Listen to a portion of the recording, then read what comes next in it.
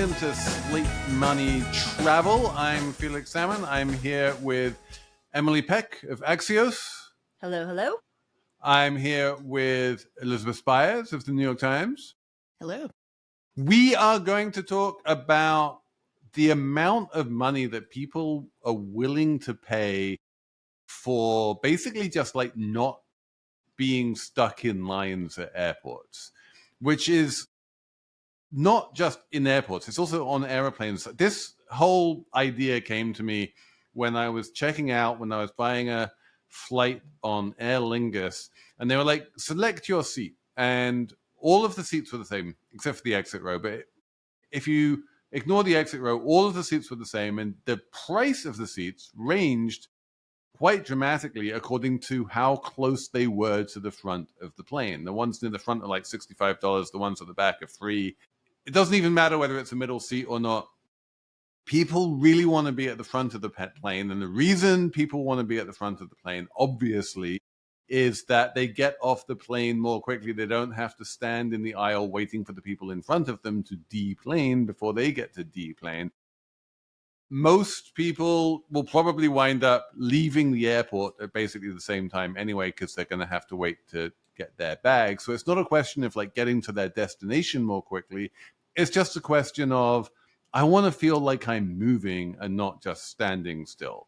This is a variant of the idea that a lot of people would prefer to spend a little bit more time driving in a car along back roads and spend more time getting to their destination than sitting in traffic on a freeway where they just don't move at all for 10 minutes, even if their total journey is shorter. And the super interesting thing about the travel, instance of this is that it's monetized in like a bunch of different ways. Emily, I know that you have done a deep dive on Slate What's Next TBD about Clear, which basically monetizes the idea that if you don't want to stand in the TSA pre-check line, then you can stand in a clear line or no clear line, and you can run to the front of the pre-check line, which people will apparently pay like $200 a year for the privilege of not standing in the pre-check line. There's the paying for your seats.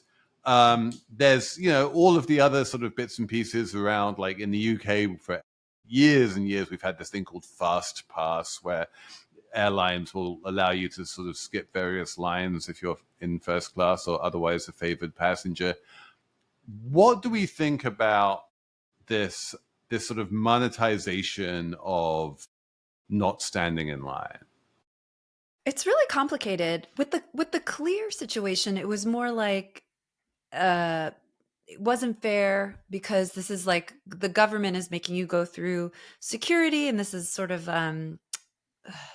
something that's mandated and something that is for the public good, and you shouldn't be able to pay to sort of get around that. But you're not paying to get around it. You're just paying to get there more quickly.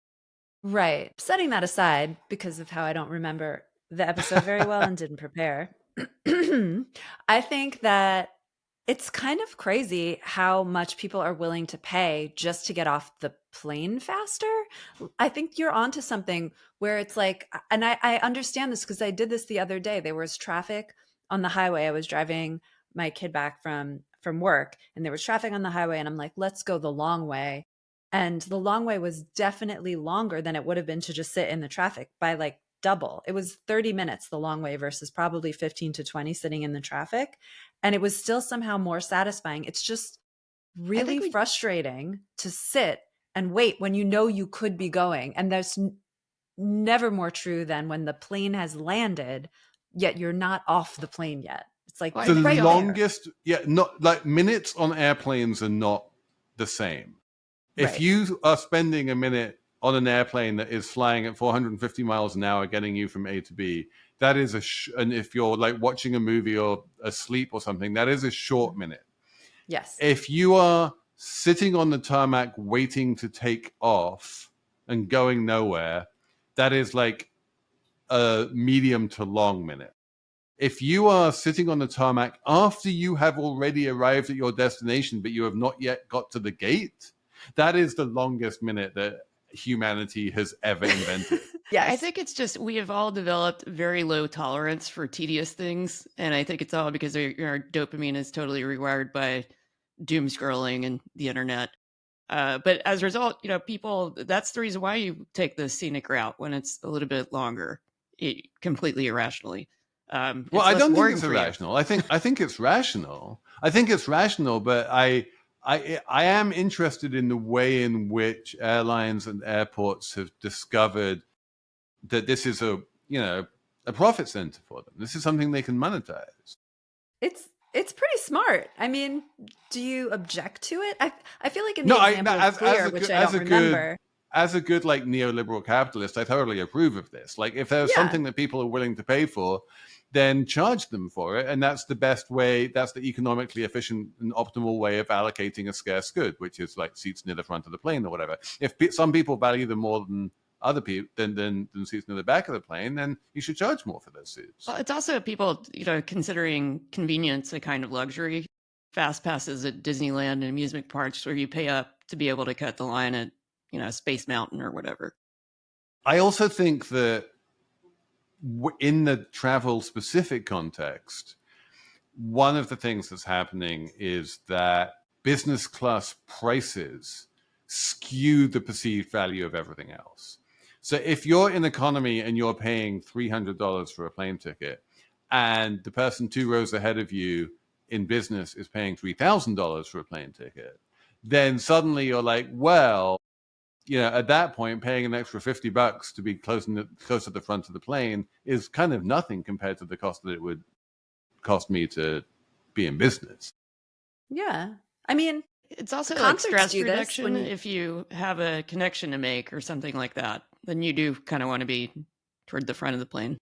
There is something really horrendous sometimes about flying coach and the humiliation of being, and I've done this many times, of being in like the last or second to last row of the plane, like right near the bathroom and the bathroom line. Like it's just like, it takes away a little stitch of humanity, I think, from you. Like you're all squished in there and, you see all the many, many rows of seats in front of you. And yeah, it makes sense that people would pay to avoid that experience if they could, because it is a degrading experience beyond just the frustration of having to wait while the plane. No, I think this is actually a key insight. I remember sitting at the back of the plane with my wife once and getting an earful of like, how did we wind up in these terrible seats? And and it's not just the amount of time it takes to get off the plane after you land. There's also something about just the experience of sitting in those seats for however many hours, staring at the many backs of heads and backs of seats in front of you, is less pleasant for reasons that I find difficult to articulate. But you do feel like the further you are towards the back, the lower you are in the sort of pecking order. It feels like being in a race and you're at the back of the race rather than in the lead. Everyone always wants to be at the front, right? Right. That's also, they board people in first class first so that you have to take a humiliating walk through the nicer seats to get to your crappy seat, the back of the plane. Yes. And it's just, it's marketing. They're forcing you to kind of experience the class difference. And well, no, but this is also the weird thing, right? They board people in first class first because the people in first class want to be able to board first. Why? It's a good question, right? This is my question. And the people in first class are free to not board at the beginning if they don't want to, right? They can hang out in their lounge and then just like go to the gate at the last minute, which a bunch of like frequent flyers do that, right? They're like, why do I want to sit in the seat for any longer than I have to? I'm going to hang out with my gin and tonic, and then I'm going to go to the plane at the last minute. And that is a relatively common thing that first class passengers do. But most first class passengers do exactly what Elizabeth says and board at the very beginning, the minute they're allowed to board before anyone else. And Elizabeth, why do you think that is? I don't know. I mean, maybe they just want to get themselves settled, right before takeoff. Because because it kind of cuts against this perceived notion of like wanting to get off the plane quickly, right? That you if you want to minimize the amount of time you spend on the plane, then you would want to board last. You wouldn't want to board first. Boarding last sucks. The feeling of waiting, you know this, like you get I to kind the of gate. like it, actually. No, you get to the gate and they're like group A. No, they're like, babies and whatever, go. And then they're like group A. And you look at your ticket, you're like, damn it, not group A. And then the group B, group C. And you're like, when are they going to pick me? And it just feels like you're a straggler and you just want to get on the plane. Like, it's just like, I want to, you want to be first. You don't want to be It last. sucks if you need to put a bag in the overhead bin, but if you're in first or business, there's always room, it seems like. Yeah. No, maybe you want to sit in first class and like give people snooty looks as they come by to go to the back of the bus, Oh, have you ever done that though? It's terrible. Never. Give people snooty looks? Like if you are in first class, I mean, this is totally a reason to board last if you're in first class. If you are in first class and you board first, and then all of these people kind of look at you and go, who the fuck are you sitting in first class, as they pass you on their way to the shitty bucket seats in the back of the plane. Like, that is not a nice experience. I understand, I guess. I would like to have the experience, but I understand that it may feel badly in some way because of the hate that you receive. And that is why the rich live in gated communities, etc. This is why you should always just fly on all business class airlines. Or isn't that private. More expensive? No, well, all business class airlines are cheaper per business class seat than normal airlines. Got it. But aren't airlines like probably more than any other industry sort of like on their game when it comes to monetizing these kinds of things, like monetizing ticket prices and seating prices and figuring out how to sort of and relatives and basically, monetizing the idea of relative status, right? It's all about relative status. Yeah. And people want to feel better than other people. And if you're at the back of the plane, you feel worse than other people, and you're willing to pay to feel better than other people. And absolutely, and it must be said, I really should mention here that most flyers are sensible, normal people who realize how ridiculous this is and do not pay the extra, right? The expensive extra seats near the front are a minority of the seats. And the basic economy fares that don't even allow you to pick your seats are very popular because you get to save money, and who doesn't mind saving money, So like most flyers, I think, are quite sensible about this. And they're like, I get to the exact same destination as the person in first class who's paying 100 times more than me. And so I'm getting a bargain, and I do not need to play dumb status games with a bunch of people I will never see again. But there is a substantial minority of people who the airlines have worked out they can extract this money from for basically nothing. It costs them nothing to like charge extra for the certain seats. Well, how many people in first do you think are paying full price versus people who have just racked up so many airline miles that they get upgraded every time? It depends very much what airline you're on and whether it's domestic or international. But in international, I think most people are paying. Do you think that restaurants will ever cotton on to a strategy like this? Like everyone knows. Oh my God, such a good question. And we've talked about this on the pod. I can't remember if it might possibly have predated your arrival onto the shores of Slate Money. But there was a company called Tok that was famous for charging different amounts for reservations at different times. And like, or saying that Saturday reservations cost more than Monday reservations. And there are sort of secondary markets in restaurant reservations where clearly some reservations are more valuable than others. And every year or so, someone rediscovers this fact that people want to eat on certain nights and at certain times of day more than at other places, and so therefore there should be a price differential. And then every year there's someone writing an article about it saying this doesn't seem fair, and then someone else talks about blue plate specials, and like this, the discourse around charging different prices at different times for restaurants is a very stale discourse at this point, but it is very closely related to this question of, charging for being able to jump the line at pre-check. I'm talking about charging more for better seats in the restaurant. Like everyone wants the booth or the corner table or whatever, or the table that's not right next to the bathroom or whatever. Charge more for that. Charge more for the restaurant real estate as you charge more for the plane real estate. That's what I was because like this is standard in, concerts, right? It's all about Right. which seat. A good seat can cost 10 times more than a cheap seat. So why not apply the same logic to the grill room at the Four Seasons?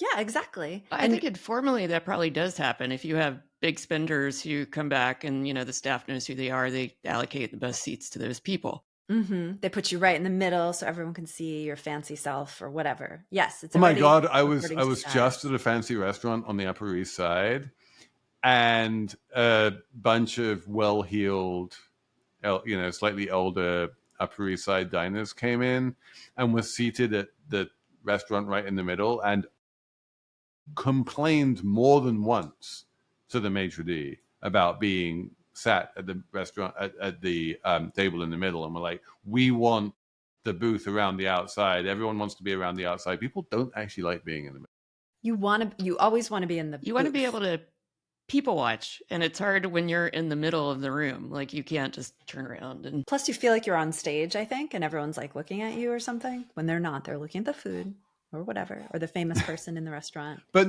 these, it's true. These four people were definitely on stage, and everyone was looking at them and going, "Oh my God, I can't believe they're complaining about their table allocation."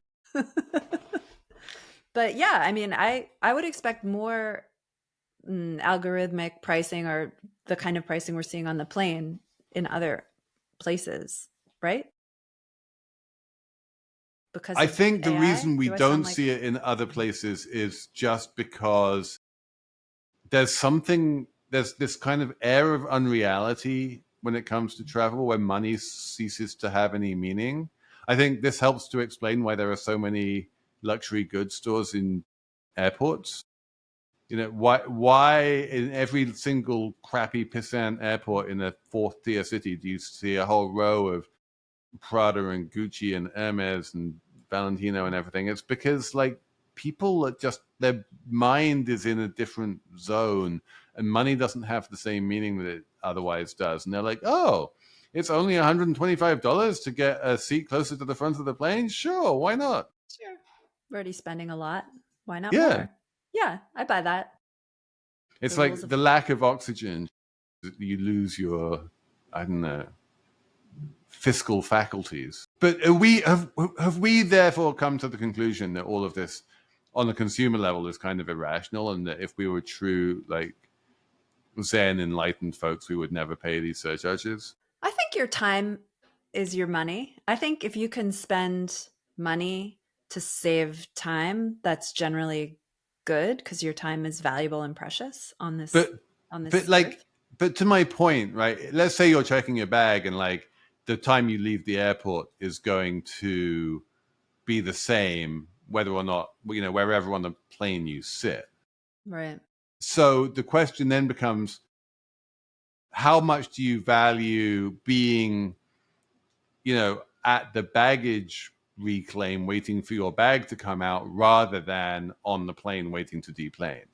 It's like, which is more uncomfortable? And I think judging by the demeanor of people when you land in an airport, especially if it's one of the New York City airports where everyone stands up immediately, even though it's going to be another 10 minutes, and they're all just standing up, and it's just like the anxiety in the air is thick around you, and it's so uncomfortable that it is probably better to wait at the bag claim than it is to stand there. For sure. And by the way, like my whole thing is, I am totally someone who stands up immediately, to the point at which I really, really hate being in any window or aisle seat, and I would window or middle seat, and I would rather be in an aisle seat at the back rather than like a window seat at the front, because I want to be able to stand up immediately. Do not ask me why I want to be able to stand up immediately, but it's really important to me to be able to stand up. And I feel like I've reached this place now and I can stretch my legs and I'm not cramped and I'm about to get up. And even if I stand there for 15 minutes, it's better than sitting down. Do not ask me why. Elizabeth, do you stand immediately? No, I mean, I sometimes do if I'm in the aisle and I know I need to get a bag out of the overhead bin, but I'm also short, so I don't have to like hunch over if I'm in the window seat. I usually stand immediately. I have no patience. Do you think to yourself that you're like being irrational, or do you think that there's a reason why you do that? I kind of feel bad. I think I'm being irrational, and I know it's like a little bit annoying, and like I'm just in the way of things, and make the person next to me feel anxious by standing. I think when you took the scenic route home in the car last week, did you feel like you were being irrational?